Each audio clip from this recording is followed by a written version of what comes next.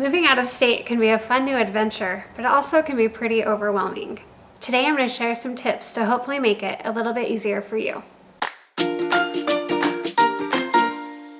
Hi, I'm Sharee Harris with Fathom Realty in St. George, Utah.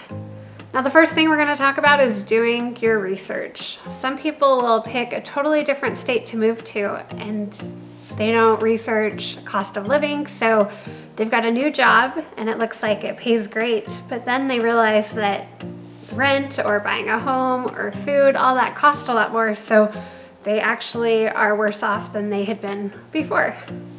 Look into the crime rates, look into the schools if you have children. What's the weather like? We've had people move to St. George who had no idea how hot it got during the summer and that we rarely see snow during the winter. It was a huge shock for them. So make sure you just check into these little things. So you can check out like Facebook. There's Facebook pages for communities all over. We have one that's like St. George recommendations and people can ask questions there. Of course, some people can be overly opinionated at times, so it's not always a completely true picture. Now, a big part of a move is deciding how are your belongings going to get there. Are you going to pack them all up yourself and rent a big U-Haul or budget truck or whatever the moving trucks are by you? Are you going to rent a pod that you load up and then they transport for you? I mean, there's so many options, and a lot will depend upon your budget and the time you have. And the earlier you get started on researching that, making sure you're researching the company, cheapest isn't always the best. So doing just research, ask for good recommendations. People have maybe actually used these companies, and there is some fraud that can come up amongst companies posing to be moving companies, so you have to be careful about fraud. So knowing a company has a history of being there is a great thing. So just do your research, read the small print, and make plans as soon as possible. It gives you a lot more options. If it's last minute, sometimes your options are gone and you're stuck with maybe a method you wouldn't have wanted to move your belongings. Also, with all these belongings, you don't want to haul everything. Do a good decluttering of your home and look at kind of the bigger pieces of furniture. They are pretty expensive to move, especially if you're moving long distance. So sometimes it makes sense to sell off some of those bigger pieces and buy new once you arrive. Half the time you arrive to your new place and your furniture doesn't fit anyway. It's important to just kind of evaluate the bigger items and go through the smaller and just declutter. Free yourself of things. It is expensive to move, so don't move things you don't want to keep. Also, make sure to start collecting boxes early. Boxes are expensive, but there's a lot of ways that you can get free boxes. So if you're packing yourself, you can out talk to real estate agents, and they might know somebody who's recently moved that's got a pile of boxes they've unpacked.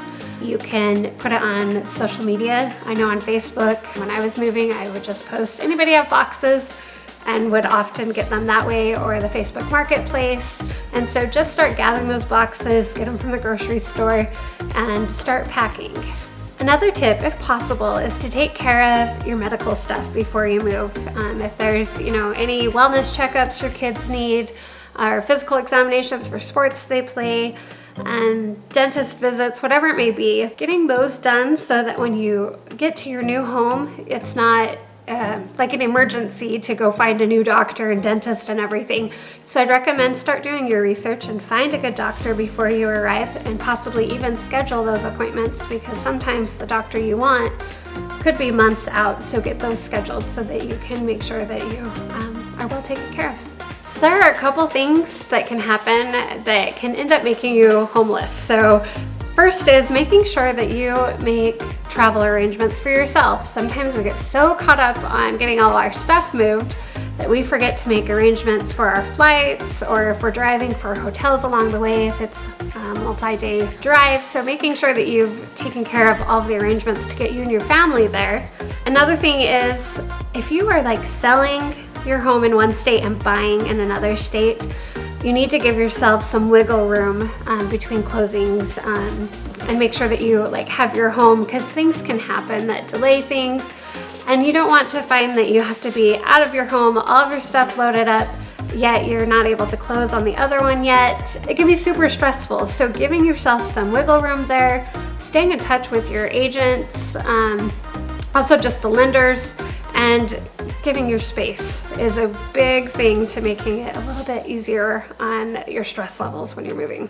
Utilities is another thing. Make sure that you get those switched over. It's easy to forget that and arrive there and have your utilities turned off, the electricity, and then you have to pay the reconnect fees as well as go without. So make sure you've got the utilities turned off where you're moving from and turned on where you're going to. Also make sure to cancel any subscriptions of things in your local area, you know, to gyms or subscriptions that maybe come to your home. I guess just change the address for those. You just don't want to lose money by forgetting those items. Also, make sure to get your mail forwarded to your new address. Make sure as you're doing all this packing that you haven't buried your important documents. Set those aside and make sure they stay with you throughout the move. Another tip is to make digital copies of all these important documents. I know what it's like to be scrambling around to find birth certificates or social security cards or immunization documents so that your kids can start school the next day in a new location. So another great tip, and I wish I had thought of this before, is to have a box where you're putting all the tools that you use to take things apart and all the bolts and the screws. Make sure like they're labeled in bags, put them in a box, label that box like crazy so you can't lose it, and make sure it's like the last one to go on the truck so it's the first one to come off so that when you get to your new home, you can start putting your furniture together. Another important box is kind of the emergency move-in box. Kind of think about everything you're gonna need your first day or two in your new home. Think sheets, towels, your toiletries, paper towels, some cleaning products, napkins, some paper plates, utensils. If you're driving and movers are bringing everything else, I would put that in your car so it's with you. If you're flying, just make sure that it's marked well and so that you can find that pretty quickly and have the stuff you need when you first get into your new home. I want to wish you luck on your move, and if you are coming to the St. George area, don't hesitate to reach out to me. I would be happy to help you. Thanks for watching. I'll talk to you soon.